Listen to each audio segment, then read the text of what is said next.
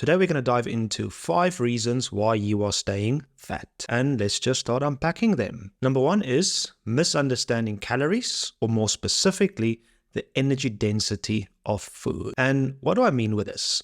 A lot of times when I work with patients, they always tell me they're eating healthy, they're not eating a lot of food, their portion sizes are small. But where we need to become aware, portion size doesn't always mean energy size. Why is energy important here? In order to lose weight, we need to consume less energy than the body needs, then we will lose weight. If I consume more food than the body needs, I will gain weight. That is the core principle of losing weight and gaining weight. Check in the link down below. I will link the full video on the 3 methods of fat loss, how we can approach that and manipulate those numbers. In the end, it still stays an energy consumption game. So what do I mean with this number 1? Of energy density. Take a garage pie, a normal steak and kidney pie, a pepper steak pie, a chicken and mushroom pie. That pie has around 550 calories. And just for reference sake, on average, most people need about 2,000 calories. That pie, how big is it?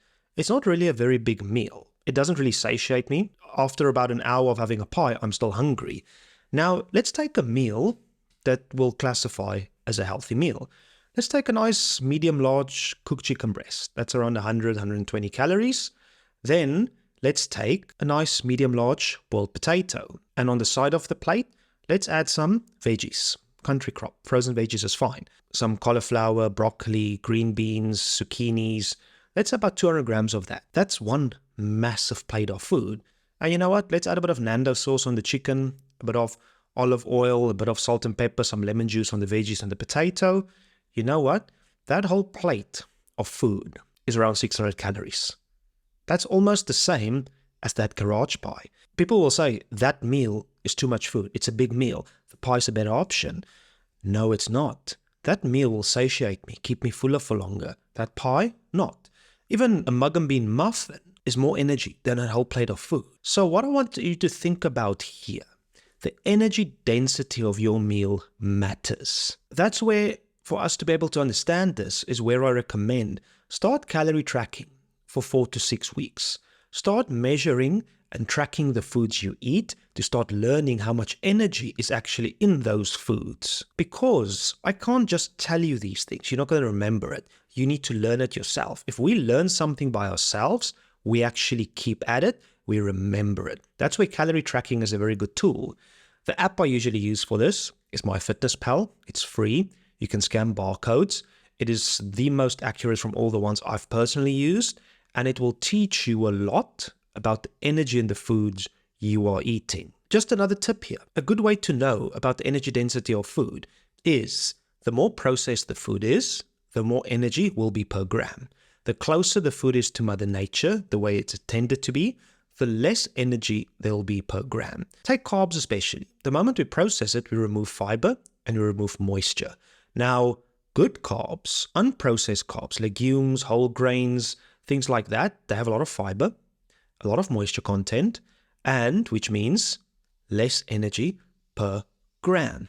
These little snacker bars, protein little bars we eat, and a snack here and a snack there, they don't satiate you, but at the same time, they pack a punch in energy density. The more processed your food becomes, the more energy there will be. But on top of that, the more processed the food becomes, the more fat gets added, the more sugar gets added, which makes it so much easier to overconsume, which means we're not eating a lot of food, but the food we do eat has a lot of energy. That's where start paying attention to nutritional labels. Start learning the foods you are eating, how much energy is actually in it. That's where you need to do the work. Start building the awareness of energy consumption. I would really appreciate it if you give this video a thumbs up or a subscribe. Number 2 here, neglecting my sleep. Sleep is very, very important if fat loss is your goal. I know we live in this culture, sleep isn't important. We'll sleep when we're dead. Sleep, I'm too busy. I must work. I must get this done. If you aren't paying attention to quality sleep, fat loss is not going to happen. And why is that? If we have a bad night of sleep, the next day we wake up tired, brain fog, low energy, and also more cravings. And what are those cravings generally for? Be honest with yourself. It's those highly processed things. But on top of that, it also affects our satiety hormones. namely ghrelin, our hunger hormone, and leptin, our satiety hormone. The next day, you'll be more sensitive to your hunger hormone, which means more hunger, and you'll be less sensitive to your leptin hormone, the satiety hormone. So which means if I have the normal plate of food I eat every day, but I had a bad night of sleep, that plate of food won't satiate me so much, so I might go dish up a second helping, which means more energy consumption. That's where bad sleep leads to keeping that weight on. Also, where it gets even worse, a week of 6 hours or less of sleep, you are less insulin sensitive, which means blood glucose is a bit higher, which makes your blood glucose spikes ups and downs worse. That also then leads to what down the line? Prediabetes, hypertension, cholesterol issues. Sleep is vitally important if you want to lose weight and keep it off. Sleep needs work. We need to create a routine to go to bed. Sleep is like a practice. You need to put an effort. And what I mean with that, every night, do 2 to 3 things before you go to bed. That might be make a cup of tea, go read a book for a few minutes, have a nice relaxing meditation session, or do a bit of journaling. Anything, just 2 to 3 things you do every night before you go to bed. The longer you do it, the moment you start doing those, the body will start calming down. You'll get into the mode of going to bed and you will sleep. Sitting in your bed scrolling Instagram and Facebook until midnight, nothing constructive happens. And you are going to pay the price tomorrow with more brain fog, more cravings, less satiety, and the fat's not going to come off. And on that sleep one, not having good sleep, is where the third one comes in. Stress eating. Stress. Stress is a big factor if you want to lose fat. And what do I mean with that? When we are stressed, we have an argument with our wife, with our boss, we're not happy with our work, we're constantly stressed about this, anxious about this, worried about this, we haven't done this yet, we should still get that done. What do you start doing? You start looking for forms of escape, things that can self-soothe you. And what are those things? It's generally alcohol, food, social media, binge-watching Netflix, YouTube, procrastination. It's taking the thing we know we should be doing, not doing it, by numbing ourselves with something else. And that's where food is a very big one for many people. A lot of us eat our emotions. We eat our stress. We self-soothe with food. Also with alcohol for a lot of us. The thing is, if you aren't going to start working on your stresses, you aren't going to be able to just forget about them. Self-soothing, eating your emotions, that's not going to just stop. You need to stop the reason why it's there. That's where an old-fashioned book is very important. Journaling. Every night before you go to bed, what if you start a small practice of just writing 5 minutes what the day was like? What have I been doing? What are the stresses I'm facing? What do I need to do tomorrow to make it better? By doing that also, you will improve your sleep quality because you're taking those emotions from the limbic part of the brain, moving into the prefrontal cortex part of the brain so we can actually process it, so they don't just stay stuck in our head. For many of us, sleep is a problem because we can't shut down the brain. Stress, worry. Getting a piece of paper and a pen and start writing those things down, you'll be surprised how much you learn about yourself. I know a lot of people don't like journaling or anything. It's just a tool to build self-awareness, to actually see what's happening, find the patterns. Unless you're going to start working on that stress, you are going to look for escapes and you're going to self-soothe with substances or food. A lot of times when I work with patients, if they're very stressed, they'll actually eat more Oreos, more chocolates, have a whole slab, have another slab of chocolate, finish the whole bag of Simba chips without even realizing it. Because they were so stressed, they mindlessly just eat and eat and eat. And what does that lead to? Remember the first one? Energy consumption. Over time, a little bit of here, a little bit of here, and slowly we get bigger and bigger. Stress management is vitally important if you want to lose fat. Which brings us to the fourth one. Overlooking liquid calories. Liquid calories is a very slippery slope.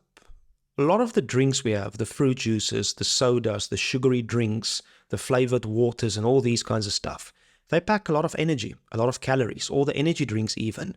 Problem, liquid calories don't satiate us. They don't fill us up. You can down half a liter of apple juice or orange juice just like that.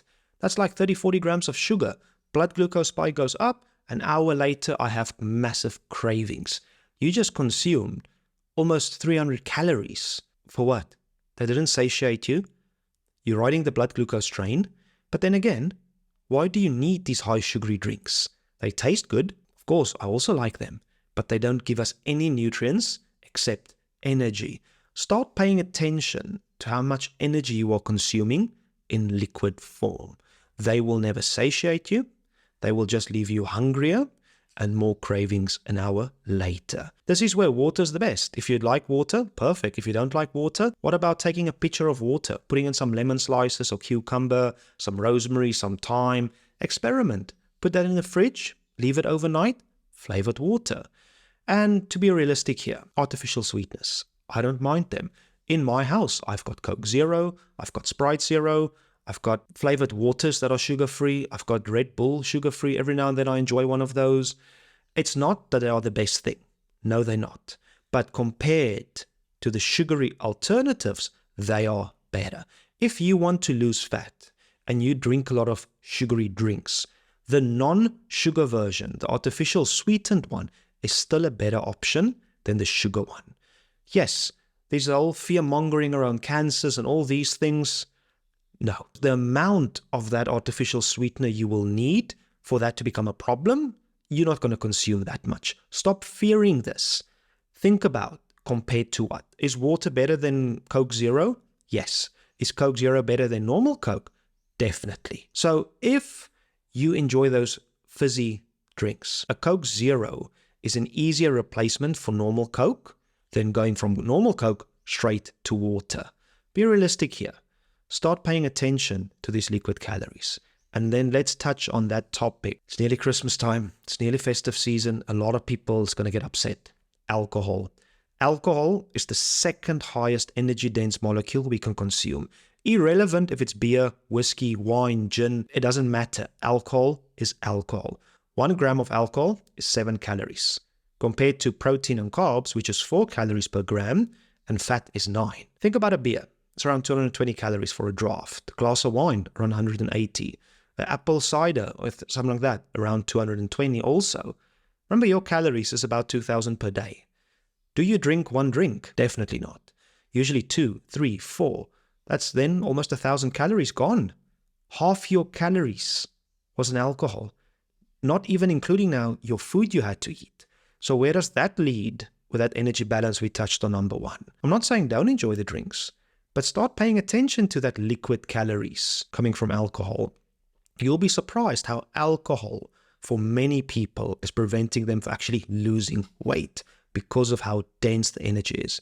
And not even overlooking the part, the more we drink, the more fatty food, deep fried food, pizzas, pies, buffalo wings, samosa, spring rolls we start eating. Because the more we drink, the less willpower we have, the worse choices we make. And combine those two worlds, where does that lead you on your fat loss goal?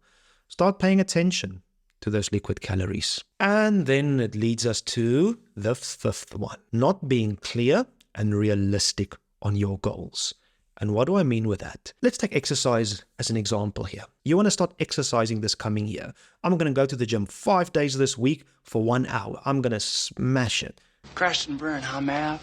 No, you're not. You're going to go twice maybe. You're going to feel like a failure. You know what? Next week I'm going to do better. I'm going to go 5 days. I'm going to make it. You go twice. You feel like a failure again. That leads to emotional distress. We feel sad. We feel we are failing. What's the point of even trying? Yes, because you weren't realistic with your goals here. Think of it this way. If you want to start exercising, make yourself a promise. This next 2 weeks, I'm going to go twice for 20 minutes. Is that doable? Definitely. 2 weeks later, I'm going to go 25 minutes twice. 2 weeks later, I'm going to go 30 minutes now twice. 2 weeks later, you know what? Let's push the boundary a bit. I'm going to go 3 times now for 30 minutes this week. Slowly, you are building up to that 5 times per week. You need to start with a minimum viable habit and then build on top of that.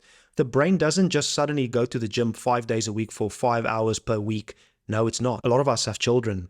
We've got work. We've got responsibilities to take care of. You can't just take 5 hours of the whole week just dedicated to exercise now. You first need to start small, fit it in.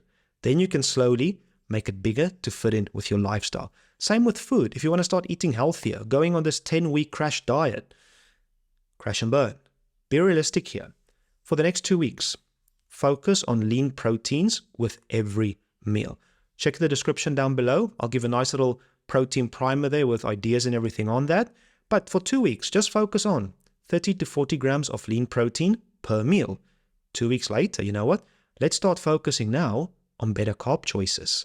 Let's replace my highly processed carbs for nourishing whole carbs, legumes, beans, chickpeas, amaranth, buckwheat, whole grains, things like that. Okay, if I can do that for 2 weeks, 2 weeks later, you know what? Let's now start focusing on adding good vegetables with each of my meals. 2 weeks later, you know what? Let's start focusing on bringing down the fat calories in my meals. 2 weeks later, let's now start focusing on the proper ratio of proteins, carbs, fats. 2 weeks later, let's start getting proactive on meal prepping, better snack ideas.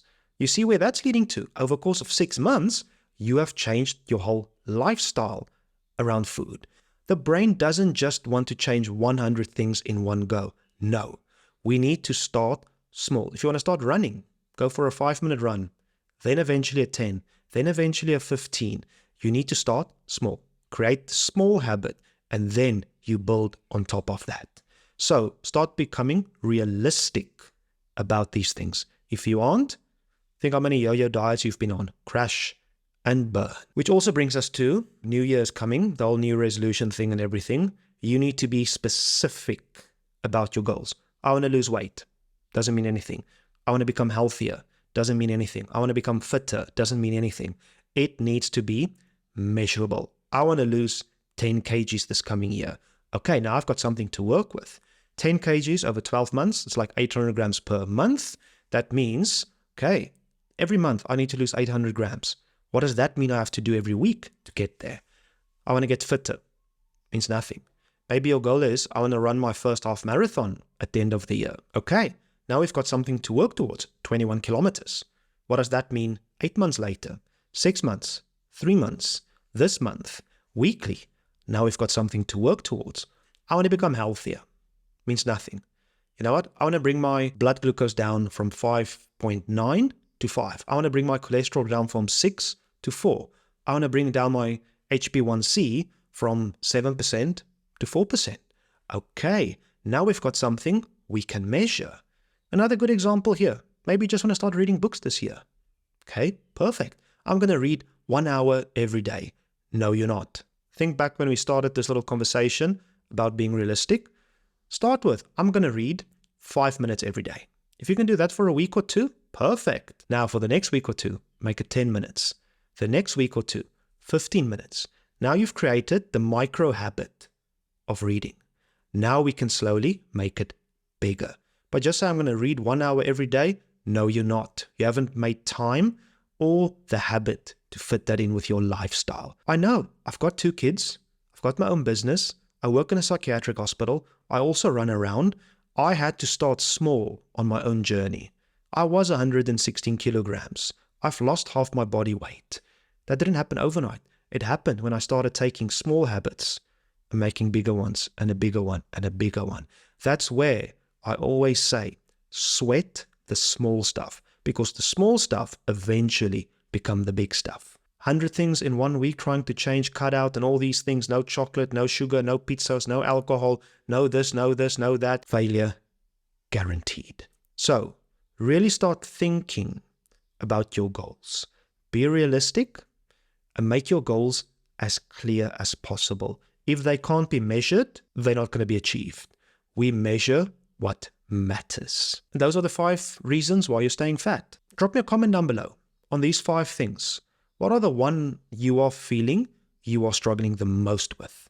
You know what? Then I'll drop you a few little links to some PDFs. I'll give you some reading work to help you get started on this journey. The new year's approaching, so why not take a bit of proactive time now to lay a little bit of a foundation to get you there. I would really appreciate it if you give this video a thumbs up or a subscribe. And if you really want to show some appreciation, send this video to somebody that you think might benefit from it. And as always, remember to be better today than you were yesterday.